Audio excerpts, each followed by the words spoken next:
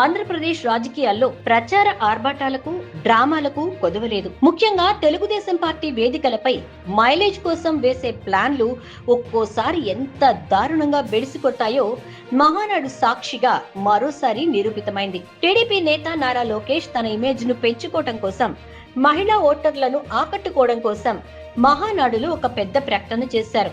అయితే ఆ ప్రకటన కాస్త ఇప్పుడు టీడీపీ పాలిట శాపంగా వైఎస్ఆర్ కాంగ్రెస్ పార్టీకి తిరుగులేని అస్త్రంగా మారింది. లోకేష్ వేసిన ప్లాన్ ను వైసీపీ తన మైండ్ బ్లోయింగ్ కౌంటర్లతో ఎలా రివర్స్ కొట్టింది? చంద్రబాబు అండ్ కో ఇప్పుడు సమాధానం చెప్పలేక ఎందుకు తలలు పట్టుకుంటున్నారు? ఈ ప్రత్యేక విశ్లేషణను చూద్దాం. దేశవ్యాప్తంగా ఇప్పుడు మహిళా రిజర్వేషన్ బిల్లుపై పెద్ద చర్చ నడుస్తోంది. సరిగ్గా ఇదే పాయింట్ ను క్యాష్ చేసుకోవాలని నారా లోకేష్ భావించారు.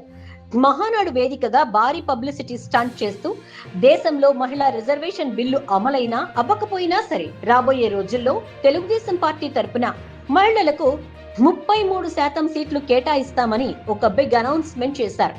ఈ ఒక్క మాటతో రాష్ట్రంలోని మహిళలంతా టీడీపీ వైపు వచ్చేస్తారని, తనకు పెద్ద లీడర్ గా క్రెడిట్ దక్కుతుందని లోకేష్ కలలు కన్నారు. కానీ అవతల వైపు ఉన్నది వైఎస్ఆర్ కాంగ్రెస్ పార్టీ అన్న విషయాన్ని ఆయన మర్చిపోయారు. లోకేష్ ప్రకటన బయటకు రాగానే వైఎస్ఆర్ కాంగ్రెస్ పార్టీ శ్రేణులు, నేతలు కోడిగుడ్డుపై ఈకలు పీకే రకం కాదు, నేరుగా పాయింట్ కే కౌంటర్ ఇచ్చారు. వైసీపీ నేతలు వేసిన ప్రశ్నలకు ఇప్పుడు టీడీపీ దగ్గర సమాధానం లేదు. అయ్యా లోకేష్ గారు, ప్రస్తుతం కేంద్రంలో కూటమి ప్రభుత్వం అధికారంలో ఉంది. ఆ ప్రభుత్వంలో టీడీపీ అత్యంత కీలక భాగస్వామి. కేంద్ర ప్రభుత్వం మీ మద్దతు మీదనే నడుస్తోంది. నిజంగానే మీకు మహిళలపై అంత ప్రేమ ఉంటే కేవలం మాటలు చెప్పడం ఎందుకు? కేంద్రంపై ఒత్తిడి తెచ్చి తక్షణమే మహిళా రిజర్వేషన్ బిల్లును అమలు చేయించవచ్చు కదా. దమ్ముంటే మహిళా బిల్లు పెట్టకపోతే కేంద్రానికి ఇస్తున్న మద్దతును ఉపసంహరించుకుంటామని మహానాడులో తీర్మానం చేసే ధైర్యం మీకుందా అంటూ వైసీపీ వేసిన రివర్స్ కౌంటర్ తో తెలుగు తమ్ముళ్ల నోళ్లు వెళ్లబెట్టారు. కథ ఇక్కడితో అయిపోలేదు. వైసీపీ మరో ప్రాక్టికల్ పాయింట్ తో టీడీపీని కోలుకోలేని దెబ్బతీసింది.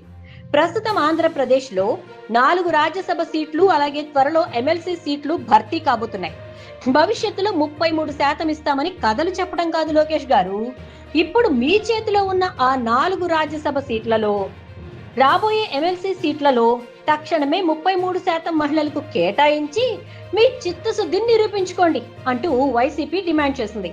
కేవలం ఎన్నికలప్పుడు, ప్రచారాలప్పుడు మహిళలు గుర్తొస్తారు, కానీ పదవులు ఇచ్చేటప్పుడు మాత్రం వెనకడుగు వేసే నైజం టీడీపీది అని, ఈ విషయంలో కేవలం జగన్మోహన్ రెడ్డి గారు మాత్రమే మాటిస్తే మడమ తిప్పకుండా మహిళలకు నామినేటెడ్ పదవుల్లో కేబినెట్ లో సింహభాగం ఇచ్చి ఆదర్శంగా నిలిచారని వైసీపీ ప్రజల్లోకి బలంగా తీసుకెళ్తోంది. మొత్తం మీద చూసుకుంటే మహానాడులో జనాల్ని తరలించి పెద్ద ఎత్తున పొలిటికల్ పట్టాభిషేకం చేసుకోవాలని చూసిన లోకేష్ ప్లాన్ మోదీ గారి పొదుపు సూచనల వల్ల మొదట హైబ్రిడ్ మహానాడుగా మారి అబాస్పాలైంది. ఇక పోనీ అని మైలేజ్ కోసం చేసిన మహిళా కోటా ప్రకటన కాస్త వైసీపీ దెబ్బకు సెల్ఫ్ గోల్ గా మారి డ్యామేజ్ మిగిల్చింది. మరి వైసీపీ వేసిన ఈ రాజ్యసభ సీట్ల సవాల్ను టీడీపీ స్వీకరిస్తుందా? లోకేష్ నోరు విప్పుతారా? చూడాలి. మరిన్ని లేటెస్ట్ పొలిటికల్ అనాలిసిస్ కోసం మా ఛానల్ ని ఇప్పుడే లైక్, షేర్ మరియు సబ్స్క్రైబ్ చేసుకోండి.